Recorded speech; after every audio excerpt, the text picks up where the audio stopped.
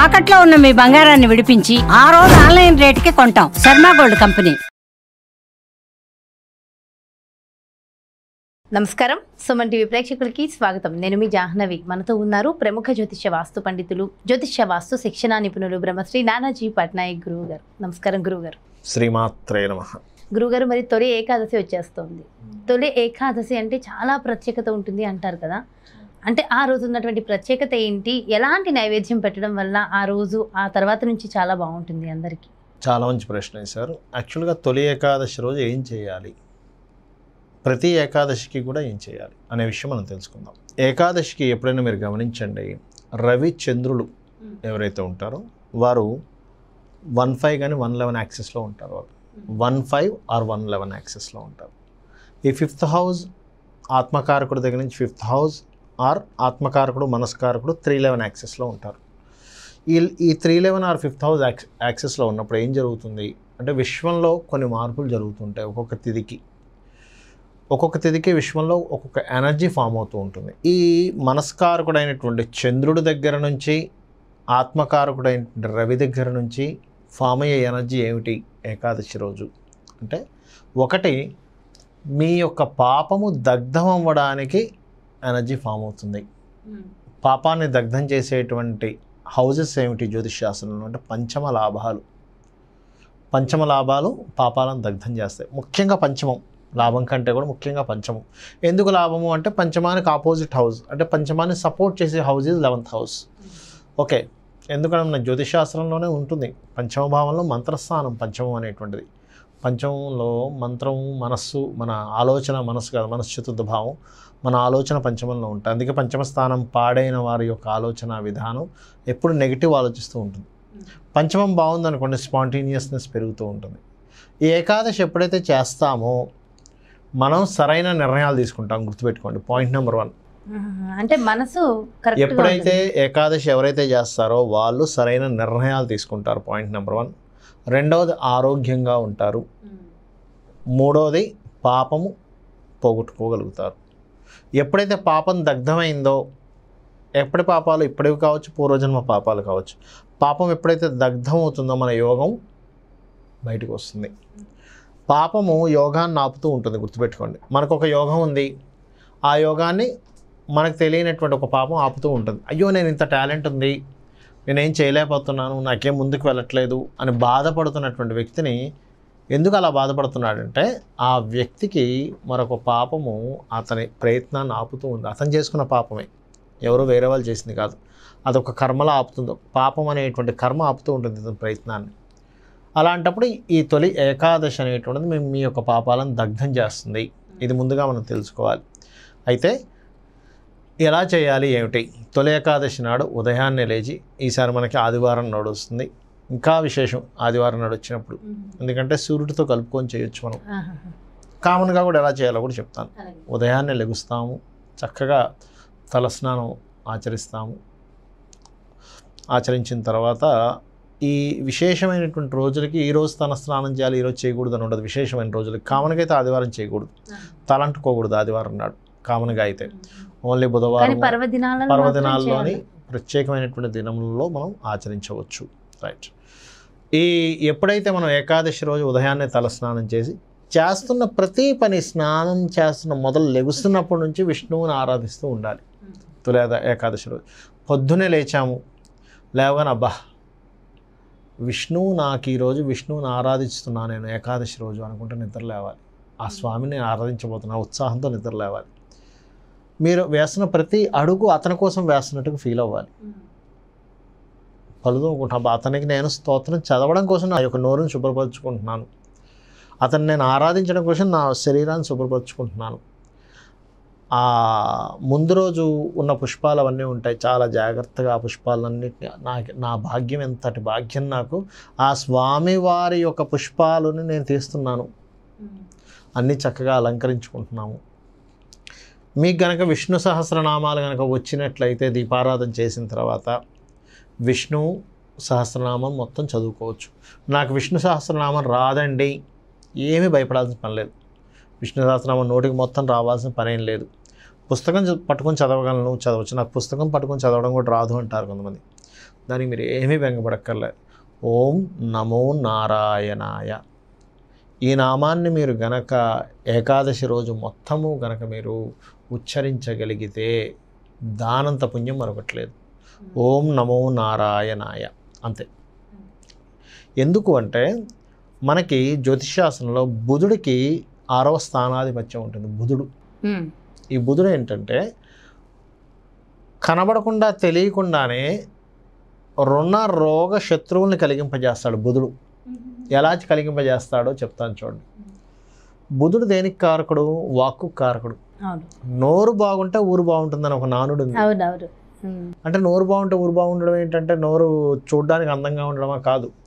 నువ్వు నోటితో ఎలాంటివి మాట్లాడితే నీకు ఊరంతా సపోర్ట్ చేస్తుంది. నువ్వు నోటితో ప్రతి ఒక్కరిని ఏదో ఒకటి తిడుతూనో ఒక రకంగానో మాట్లాడుతూ ఉంటే ఊరంతా నీకు సపోర్ట్ చేయదు. అంటే ఏంటి? బుధుడు వాక్కు కారకుడు.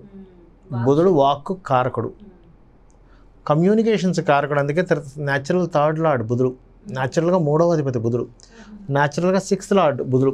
6th అంటే ఏంటి? పూర్వజన్మ కర్మ అక్కడ దాగి ఉంటుంది.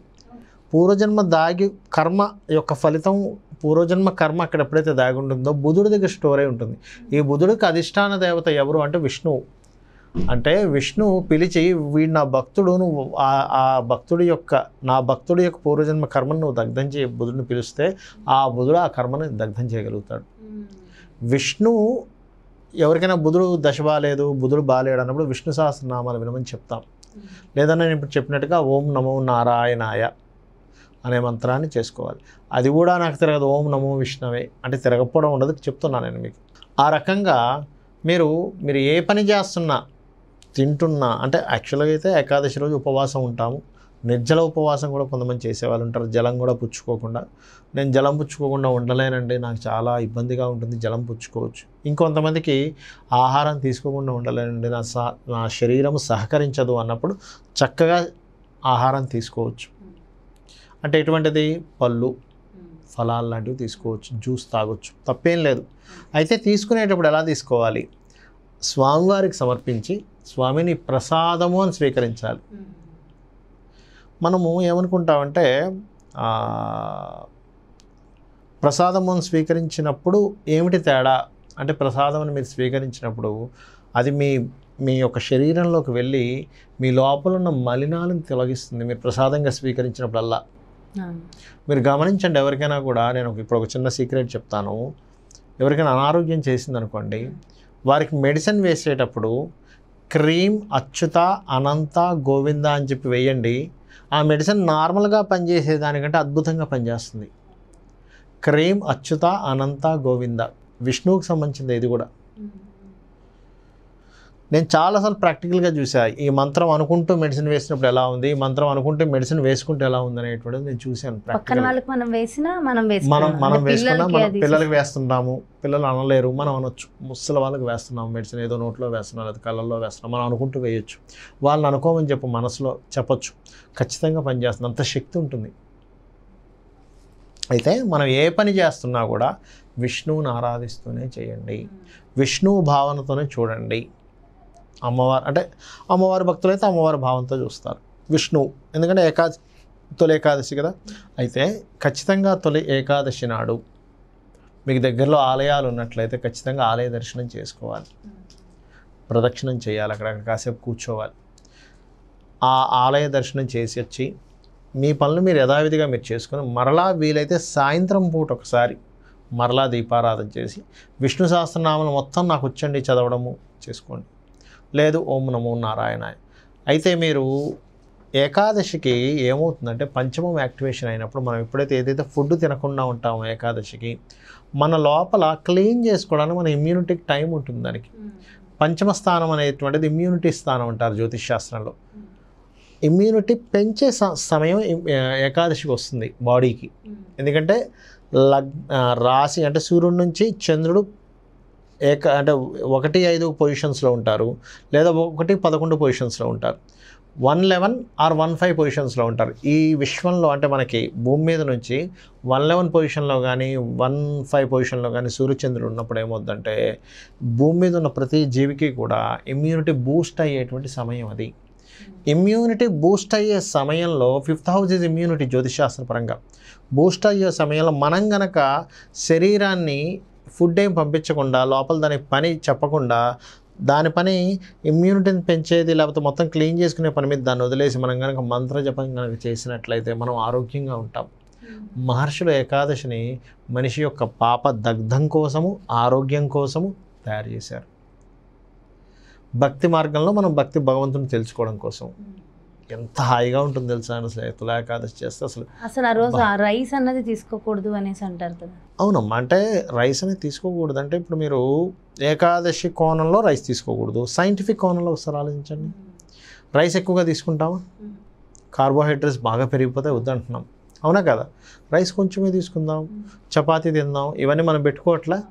ఇవన్నిటిని ఏం చేశారంటే భగవంతుడు అనేటువంటి ఒక దీంతో ముడిపెట్టి చెప్పారు. డైరెక్ట్గా చెప్తే మనం అందరికి వినమని కాదు, అందరికీ అంత తెలుసుకునే ఇది ఉండదు కదా. ఇప్పుడు ఒక చదువుకొని ఒక వ్యక్తికి మనం తీసుకొచ్చి ఏవేవో మనం సైన్స్లో ఉన్నటువంటి కొన్ని టర్మినాలజీస్ వాడుతూ చెప్తే ఏమర్థం అవుతుంది? అవన్నీ ఎందుకు? ఏకాదశి రోజు నువ్వు ఉపవాసం ఉండు, నీకు మంచి జరుగుతుంది, చాలు. వారికి అవన్నీ అంటే తెలియని అవసరం లేదు. అంటే తెలిసినా మనం చెప్పినా అవతల వ్యక్తి అర్థం కాదు. అదే కొంచెం జ్ఞానం ఉంది, అర్థమవుతుంది. ఇప్పుడు మనం ఇంత వీడియో చేస్తున్నా కూడా ఈ వీడియోలో కూడా ఈ విషయాలు కూడా తెలియకుండా ఉండేవాళ్ళు కూడా ఉంటారు. తెలిసిన వాళ్ళు ఏంటి, అబ్బా మంచి విషయమే కదా అని చెప్పి అర్థం చేసుకునే వాళ్ళు ఉంటారు. అట్లా ఆ రకంగా. అయితే గురువుగారు ఆ రోజు మరి తొలి ఏకాదశి మనమైతే ఉపవాసం ఉండాలి, మరి దేవునికి పెట్టే నైవేద్యం ఎలా ఉండాలి? ఇందాక ఒక విషయం చెప్పాను, సూర్యుడు ఆదివారం వచ్చింది కదా, అది చెప్పి నేను మీకు నైవేద్యం చెప్తాను. అలాగే ఆదివారం వచ్చినందుకు తొలి ఏకాదశి సూర్య భగవాను చూస్తూ విష్ణు సహస్రనామాలు కనుక చదవగలిగితే దానంత అద్భుతం మరొకట్లేదు. ఎందుకంటే సూర్యుడు ఆరోగ్య ప్రదాత. ఎవరెవరికైతే అనారోగ్యం చేస్తుందో వారు గనక సూర్యుని చూస్తూ చేసినట్లయితే మరింత బాగుంటుంది. ఇక నైవేద్యం విషయానికి వచ్చినట్లయితే మీకు తెలియంది కాదు, గీతలో పరమాత్మ చెప్పినట్టుగా పత్రమైనను పుష్పమైనను ఫలమైనను ఉదకమైనను ఫలాపేక్ష రహితంగా ఎవరైతే నాకు సమర్పిస్తున్నారో వాటిని నేను స్వీకరిస్తున్నాను. ఎలా సమర్పించాలి? భక్తితో సమర్పిస్తున్నారో నేను స్వీకరిస్తాను అంటాడు. ఇక్కడ ఏంటంటే మీకు స్తోమత ఉంది, చక్కగా మీరు గారెలు పెట్టవచ్చు, బూరెలు పెట్టవచ్చు, పాయసం పెట్టవచ్చు, ఏదైనా పెట్టచ్చు. స్తోమత లేదు స్వామి నా దగ్గర ఇదే ఉంది, ఒక బెల్లం ముక్క పెట్టినా సరే ఆయన హాయిగా స్వీకరిస్తాడు. పాయసం పెట్టినప్పుడు ఎంత చక్కగా స్వీకరిస్తాడో చిన్న బెల్లం ముక్క పెట్టినా అంతే స్వీకరిస్తాడు, ఒక చిన్న మిశ్రీ ముక్క పెట్టినా అంతే స్వీకరిస్తాడు. కానీ పాయసం పెట్టి మీరు భక్తిగా పెట్టకపోతే దాన్ని స్వీకరించడు. చిన్న మిశ్రీ ముక్క అయినా సరే భక్తితో పెడితే ఆయన స్వీకరిస్తాడు. ఆయనలోని గొప్పతనం అది. ఓకే, మా చిన్నప్పుడు తొలి ఏకాదశి రోజు కుడుములు వండితే కుబేరులు అవుతారు అని చెప్పేసి ఒకటి చెప్పేవారు, ఉందా గురువుగారు నిజంగా? అంటే కుడుములు వండితే కుబేరులు అవుతారు అంటే ఇక్కడ ఏంటంటే మన సంకల్పం వల్ల అది మనకి మైండ్లో ఫిక్స్ అయిపోయింది, కుడుములు ఉంటే నేను కుబేరుని అవుతాను. కుబేరుని అవుతానని మీ సబ్కాన్షియస్ మైండ్లో ఎప్పుడైతే ఫిక్స్ అయిందో కుబేరుడు అవ్వడానికి ఆలోచిస్తూ ఉంటారు. కుబేరుడు అవ్వాలంటే ఏం చేయాలి, నేను ఏ బిజినెస్ చేయాలి, నేను ఎలా చదువుకోవాలి, నేను ఒక ఐఏఎస్ ఆఫీసర్ అయితే నేను ఒక గొప్పవాడిని అవుతాను కదా, లేదా నేను ఒక బిజినెస్ చేస్తే అవుతాను కదా, మనకు మైండ్లో పడిపోయిందిగా. నేను ప్రతిసారి కుడుములను పెడుతున్నా నేను అవుతాను అని ఎప్పుడైతే పడిందో మైండ్లో, అవ్వడానికి మార్గం వెతకడం ప్రారంభమవుతుంది. మన సబ్కాన్షియస్ మైండ్లో మనం ఒకటి ఫిక్స్ అవ్వాలి, రెండవది ఫిక్స్ అవ్వకూడదు, ఒకటే ఫిక్స్ అవ్వాలి, అది అయిపోతాం. ఏదైనా సరే అయిపోతాడమ్మా మనిషి. నా దృష్టికోణంలో ఏంటంటే మనిషి ఏదనుకుంటే అది అవ్వగలడు, అంతే, అంత ఖచ్చితంగా అవ్వగలడు, ఇంకా డౌట్ లేదు. చాలా సంతోషం గురుగారు, చక్కటి అంశాన్ని తెలియజేశారు, చక్కటి విశ్లేషణ కూడా అందించారు. Thank you so much. నమస్కారం. శ్రీమాత్రే నమః. సో చూసారు కదండి, మరి తొలి ఏకాదశి యొక్క విశిష్టత ఏమిటి, మరి ఆ రోజు ఎలాంటి నైవేద్యం పెట్టాలి, ఆ రోజు ఆచరించవలసిన విధి విధానం ఏమిటి, ఇలాంటి ఎన్నో రకాల అంశాలు గురువుగారు ఎంతో చక్కగా వివరించారు కదా. మరో చక్కటి వీడియోతో మళ్ళీ మీ ముందుకు వచ్చేస్తాను. అదేవిధంగా మీ యొక్క జాతకానికి సంబంధించి కానీ, లేదంటే మీ ఇంటి వ్యాపార వాస్తుకి సంబంధించి కానీ గురువుగారిని సంప్రదించాలి, గురువుగారి అపాయింట్మెంట్ కావాలి అనుకుంటే కింద డిస్ప్లే అవుతున్నటువంటి నెంబర్స్కి కాంటాక్ట్ అవ్వండి. నమస్కారం.